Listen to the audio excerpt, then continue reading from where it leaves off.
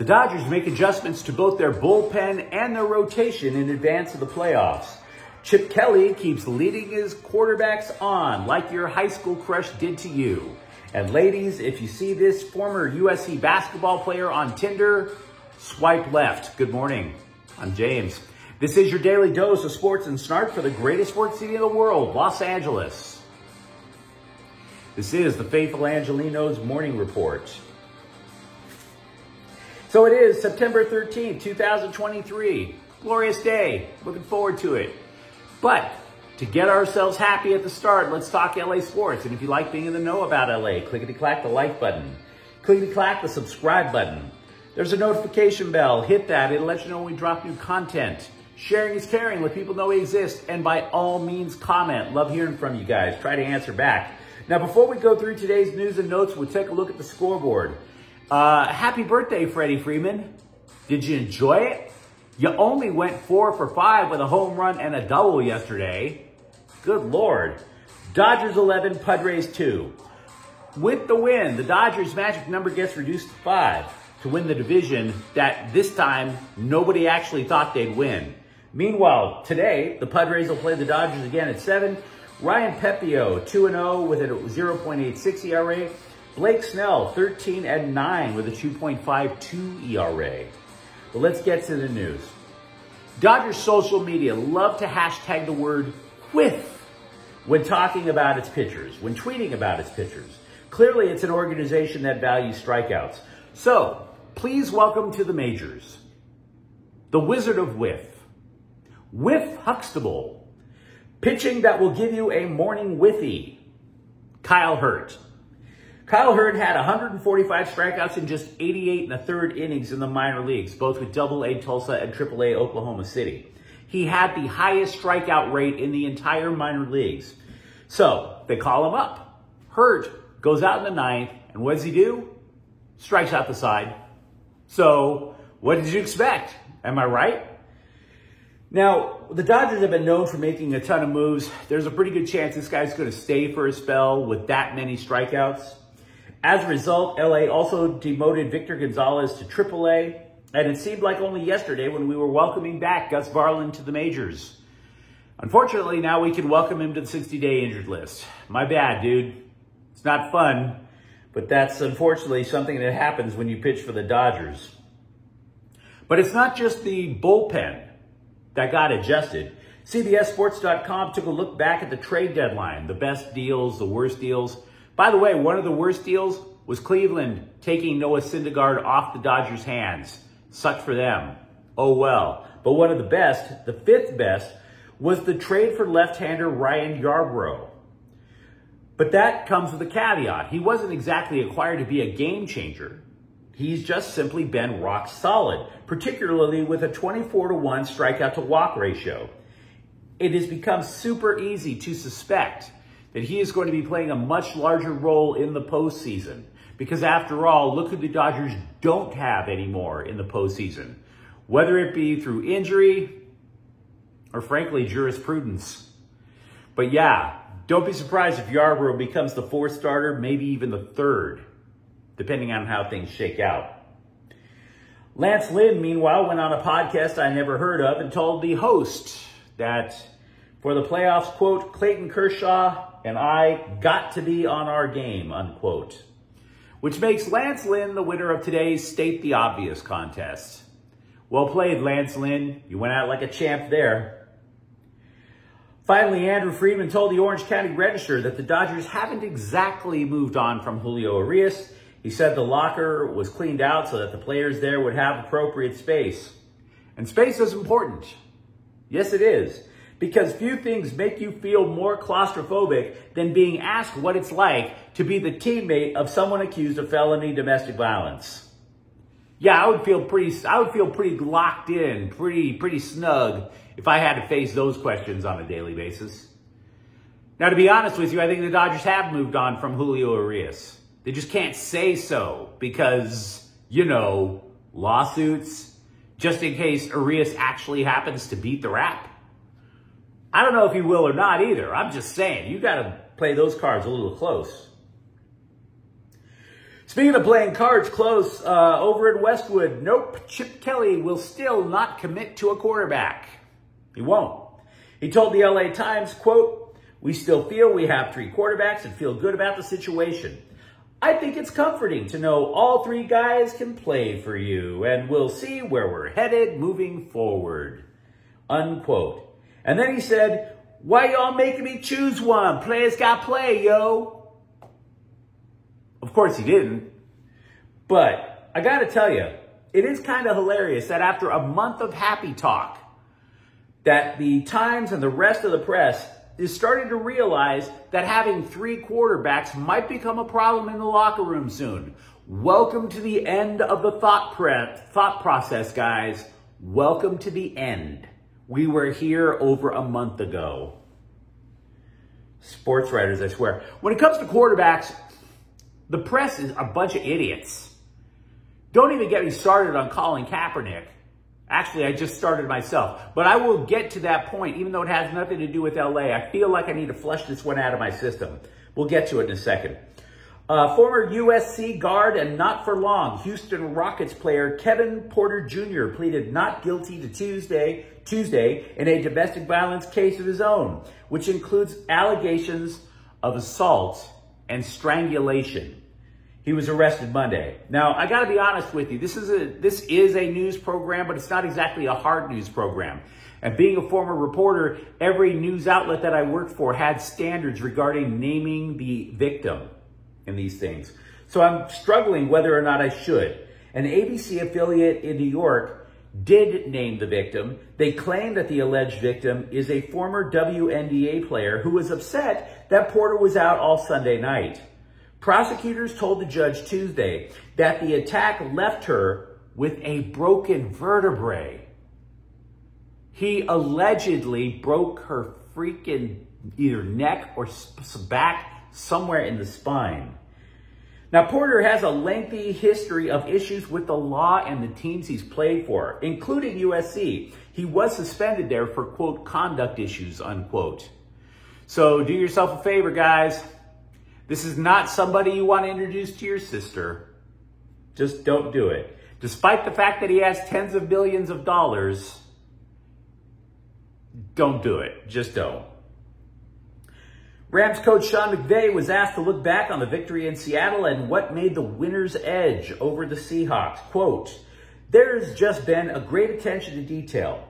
There's been a great willingness to be accountable and coachable. They're continuing to come together as a team, which is the most important thing," unquote.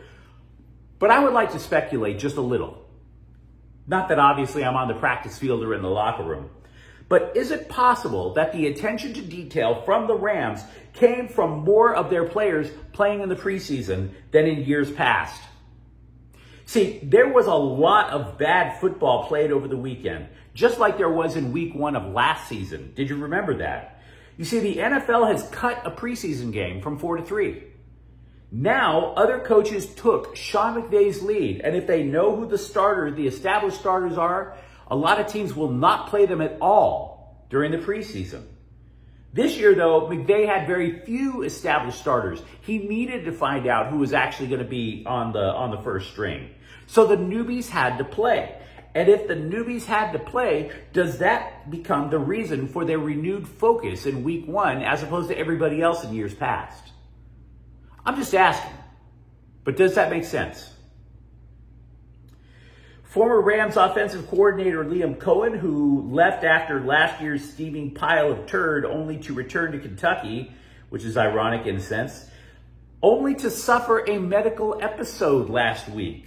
Cohen returned to the Wildcats practice on Tuesday. Now, his status for the Wildcats game against Akron on Saturday has not been disclosed. For that matter, neither was what his medical episode actually was. Something that also wasn't revealed, why he could put up points in Kentucky but not in LA. But that's another story. Well, time moves on. The Rams have also signed a tight end named Miller Forristall. He played 4 games for Cleveland last year, but it makes you wonder if Hunter Long might be out than just the additional 3 weeks on injured reserve. The following does not excuse the Chargers defense on Sunday, because you have to make adjustments in game. But the question had to be asked, what did the Bolts do when they beat Miami last year? And what did Miami do to return the favor this year? According to The Athletic, a major adjustment happened. Last year, the Chargers pressed Dolphins receivers right at the line of scrimmage to disrupt their timing, right? This time, what the Dolphins did was they used fly motion. Now, motion, we all know what that is. That's when you start going in motion just prior to the snap. What a fly motion is means that you're at one side of the line of scrimmage and you're not just jogging, you're sprinting behind your offensive lineman before the snap, so that it's as if you're going to take a handoff on a jet sweep. Only you're not running the jet sweep. You're doing it so that you can get a running start away from your own defenseman so that you don't get jammed at the line of scrimmage. Therefore, a lot more Dolphins receivers were open. Draymond Green went on ESPN and congratulated the Lakers for eliminating the Warriors in the playoffs last year, but, quote, now someone has to do it again and again, and I don't foresee that happening, unquote. If that's the case, Dre, and I think you're an intelligent guy, despite all the histrionics on the court, I actually do think you're an intelligent guy, then why were you sending out smoke signals about wanting to come to LA this year? Do you really think that the Warriors are that, if the Warriors are that indestructible, why'd you want to come to LA? The LA Galaxy needed a boost on their back line last weekend, and it would be remiss if we don't eventually give a shout out to Julian Aude for his work on Sunday. The left back completed 44 of 53 passes. He won all 3 of his tackles and 7 recoveries.